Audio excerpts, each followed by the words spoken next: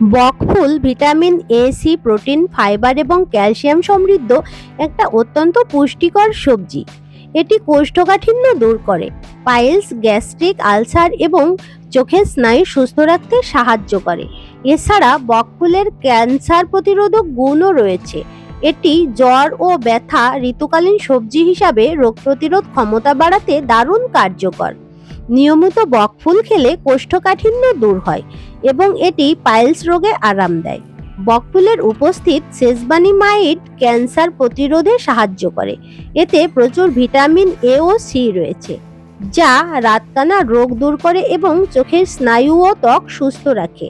বকফুলের মূল ও ফুল বাতের ব্যথানাশক হিসাবে এবং জ্বর কমাতে ব্যবহৃত হয়।